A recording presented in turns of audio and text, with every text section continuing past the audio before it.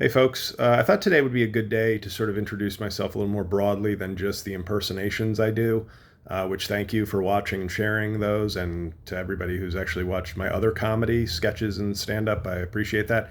But by way, most people don't really know much about me. You could read my website bio, etc. But just to make it simple, I'm also, in addition to a comedian, I'm a lawyer. Not to brag, but I graduated top 100% of my class at Georgetown Law in 2004. And I'm also half Haitian, which sometimes confuses people. My mother is Irish, and when you throw those two together, you get sort of a gigantic Adam Sandler. And that also startles people when they meet me live. You know, they're always like, "Oh, you look so tiny in the Twitter box or the YouTube square," and then in person, I'm 6'7". So just to prepare yourselves, if you ever meet me in person, look up for this face. But I thought today, being half Haitian, I don't sort of throw that around a lot. I like to sometimes say it in front of crowds that feel like they might be a little MAGA, so that at least I don't hear the overt racism when they think a giant Italian is in their presence. But Trump just banned today, among other countries, Haiti. All Haitians are banned from entering the country. And no reason was given, but I have some thoughts. It's a black nation. So I think it was obviously a country he referred to as a shithole country. Now, if Trump had any idea of the history of Haiti, he would know that obviously the France and the U.S. played an integral role for more than 50% of the country's existence. Because if you really don't know, they basically were terrifying to the United States because they, through violent revolution, overthrew France and gained their independence like 220 years ago, 221 years ago. And at the time, that scared the founding fathers. As cool as they were, they still had slaves and kind of liked that institution. So clearly the example of Haiti fighting and winning its own freedom terrified them. So France basically forced Haiti to pay reparations. Look at that. We can't get reparations for people for descendants of slaves in this country. But France had the audacity to demand like a century's worth of reparations from Haiti for their lost property. And the U.S. was all but happy to indulge in that because they didn't want the example being set to inspire slaves in America, as it did in some cases. And then what's interesting is my father was born in 1931. He passed away in 2017. But just recently reading a book, The Aftershocks of History by Laurent Dubois, or Laurent, I assume it's a full French name. My father was 4 years old when the U.S. occupation of Haiti ended, which was kind of a shocking thing for me to read in terms of, and I plead ignorance on some of the history, but it was sort of shocking because you're going, oh, wow, I'm like directly connected. Like my father was alive when the U.S. was occupying Haiti. Now, if you've seen what Trump has done with South Africa, like a lot of racists throughout history, Trump has like this deep fear of, but what if all the people I've been racist to decide to be mean to me? Oh boy, can't have that happen. So he has a real empathy for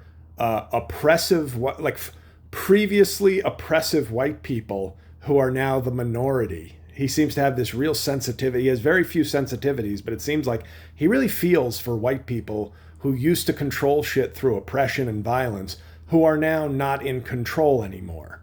And I think that that just speaks volume of his anti-DEI, his anti-wokeness. I think it's deeply rooted in a sort of very conscious racism. And Haiti, he doesn't know the history, I'm sure, of Haiti. Not that it would change his mind if he did, but I think he looks at that country. It's very ironic, I guess, him not knowing the history, but having sort of a deep aversion to that nation. But for him, it's a country of impoverished black people. And that's like his least favorite thing in the world. Poverty and black people. You mean they combined them into one country? Yikes. Now, even France has done sort of right, not right by Haiti, but has taken steps under Macron. The New York Times a couple of years ago had a big profile on this issue of how Haiti was kept in debt and struggling for the first 130 plus years of its existence.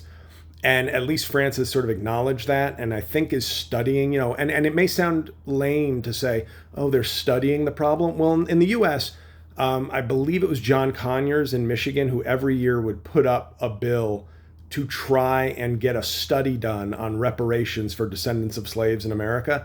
And it never came to the floor ever.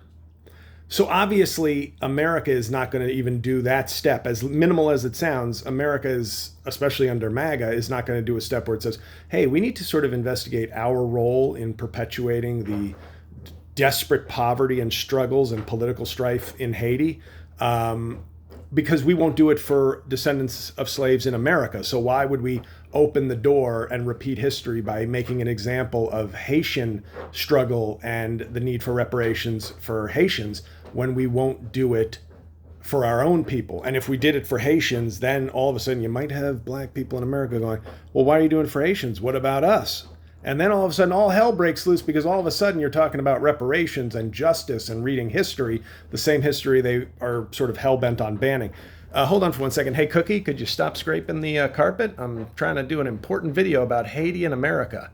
No, you're not going to stop? Cool. All right. Well, my dog was raised in Kentucky. She was found abandoned in a Kentucky trailer park. So my guess is she is considering this whole conversation woke. And so that's why she's trying to disturb it. But I just think it's fascinating and gross right now. And it's so steeped in racism. And the fact that Trump never paid a price for lying, him and J.D. Vance, for saying that Haitians were eating dogs and cats in Ohio. That tells you a lot about the country. Like, that is both so racist and so crazy at the same time that talk all you want about Jake Tapper's book, and I read it. Sorry, progressives. But how is that not disqualifying? Trump and J.D. Vance are going out there, and it's you're either so racist that I can't vote for you, or you're so crazy that I can't vote for you. But instead, 77 million or 78 million people voted for that ticket. That sort of shows how amenable, like hypnosis, how open to the racism and nonsense that so many people in this country are willing to accept, or just go, well, maybe they didn't, but those Haitians, they are, I don't know, they're something.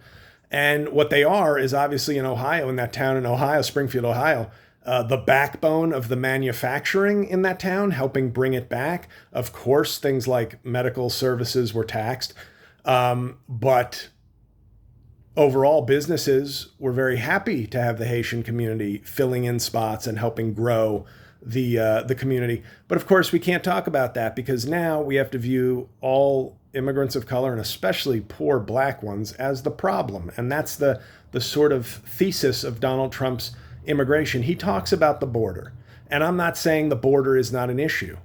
What I am saying is that I don't think Donald Trump gives a shit about the border. I think he is a racist. He is a very impulsive, cruel person, and banning Haitians, once again, it's no longer a Muslim ban. Now it's just kind of picking and choosing countries he doesn't like. And he may have different rationales for the different countries he chose, but banning Haiti, a country that is, by definition, and I've had conversations with people I know who are Trump-supporting conservatives, and they said to me flat out, they were like, well, no, temporary protective status is exactly for Haitians. It may be getting abused by other people and refugees, but TPS is the Haitian people are exactly the people who America should be providing a safe haven to, even when not factoring in the role America played historically in helping hurt and harm and in some cases ruin Haiti. So you have to go along with Trump on this, you have to be sort of actively racist, ignorant of history to a point of not wanting to know history, and somewhat cruel.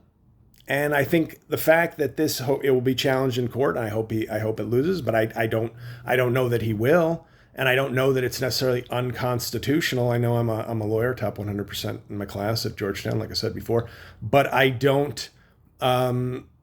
But it is a reflection of the values of the people in this country right now, and obviously the key is a lot of the people who don't share those values need to vote. They need to sometimes swallow their pride or get more active. But right now, this seems to be reflective of the American voters' values. And it's disgusting because it's ignorant, it's ahistorical, and it's racist. And Haiti is in rough shape, and that is a fact. But knowing the United States' role in perpetuating that, France's role in perpetuating that, and now closing our doors to people who not only are in need, but have actively contributed in a positive way in America. But no, you can't acknowledge that if you're a racist and cruel. So you have to say things as crazy as they're eating dogs and cats to diminish their positive role and contributions to America. And what we get from that is a Democrat elected president? Of course not. We got Trump for 4 more years because it didn't matter. The Haitians didn't matter. The craziness and racism didn't matter. But hopefully at some point it will start to matter. Bye.